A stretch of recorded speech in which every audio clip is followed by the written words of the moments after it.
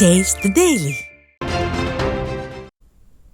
ஒரே ஆண்டில் 11 அரசு மருத்துவக் கல்லூரிகள் கொண்டு வந்தது அதிமுக ஆட்சிதான் எனவும் மாணவர்களின் வாழ்வு ஏற்றம் பெற அதிமுக படிக்கட்டாக இருந்தது எனவும் கழக பொதுச் செயலாளர் எடப்பாடி கே பழனிசாமி தெரிவித்துள்ளார்.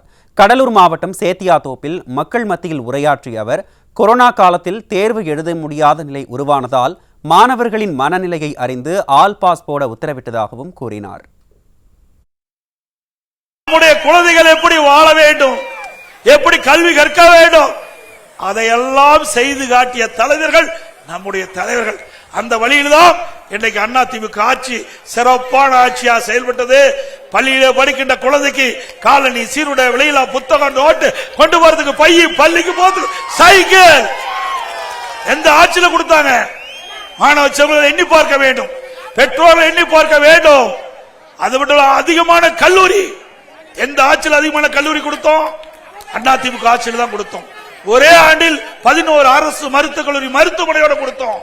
அம்மா இருக்கும்போது 7 அரசு மருத்துவக் கல்லூரி மருத்துவமனை, அதிமுக ஆட்சியில் 2019 2021 வரைக்கும் 17 அரசு மருத்துவக் கல்லூரி மருத்துவமனை, 7 சட்டக்கல்லூரி, 21 பாலிடெக்னிக் கல்லூரி, பொறியியல் கல்லூரி, வேளாண்மை கல்லூரி, கால்நடை மருத்துவக் கல்லூரி, ஆராய்ச்சி நிலையம், கால்நடை பூங்கா, ஐடி கல்லூரி, இப்படி ஏராளமான கல்லூரி திறந்த விளைவு கிராமத்திலிருந்து நகர வரை ஏழை எளிய ஒடுக்கப்பட்ட நசுக்கப்பட்ட தாழ்த்தப்பட்ட கடை கோட்டில இருக்கின்ற குடும்பத்தில் பிறந்த மாணவ பட்ட படிப்பு படிச்சாங்க.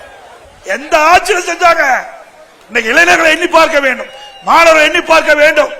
கொரோனா காலம் எங்களால பரீட்சை எழுத முடியும். ஆல் பாஸ் போட்டேன், ஆல் பாஸ் கொடுத்தோம். இந்த மாணவர்கள் அந்த தேர்வுகளை தோல்வி விட்டுட்டா மனம் உடைஞ்சு போயிடுவாங்க. அந்த மனம் உடைந்து போய்விடும். அப்படி இளம் பருவத்தில் அவருடைய எண்ணத்துக்கு ஏற்றவாறு ஆட்சி செய்த அரசாங்கம் அதிமுக அரசாங்கம். இதை விட என்ன வேணும்? இளைஞர்கள் மாணவர்களை எண்ணி பார்க்க வேண்டும். உங்களுடைய வாழ்வு ஏற்றம் வர அதிமுக ஆட்சி படிக்கட்டா இருந்தது. இளைஞர்கள் மாணவர்கள் ஏற்றம் பெறுவதற்கு எண்ணற்ற திட்டம். நான் சொன்னது அத்தனையுமே இந்த மாணவர்களுக்காக கொண்டு வந்த திட்டம். அது அரசு பள்ளியில் படித்த மாணவர்கள் 7.5% உள் இடஒதுக்கீடை கொண்டு வந்து சட்டம் இயற்றப்பட்டு நடைமுறைப்படுத்தின. எனக்கு அரசு பள்ளியில் படிக்கின்ற ஏழை மாணவர்கள் 2818 பேர் மருத்துவக் கல்வி படிச்சிட்டு இருக்கிறாங்க. மருத்துவக் கல்வி படிச்சிட்டு இருக்கிறாங்க. கூலி தொழிலாளி, சலவை தொழிலாளி, நெசவு தொழிலாளி, அவருடைய குழந்தைகள் எல்லாம் ₹1 கட்டணம் இல்லாம மருத்துவக் கல்வி படிக்கிறாங்க. 2818 பேர் முதல் செட்டு இன்னைக்கு வெளியே வந்துட்டாங்க. யாரெல்லாம் முதலாக இந்த 7.5% உள்ள இடஒதுக்கீட்டில் இடம் கிடைச்சு மருத்துவ கல்வியில பயின்றாங்களோ அவரெல்லாம் வெளியில எம்பிபிஎஸ் வந்தாங்க. இதுதான் ஆட்சி, இதான் ஏழை மக்களுக்காக கொண்டு வந்த திட்டத்தின் மூலமாக ஏழை மக்கள் பயன்பெற்றார்கள். இப்படி ஒரு திட்டமாவது திமுக ஆட்சியில் பார்க்க முடிஞ்சதா? எதுவுமே இல்லையே.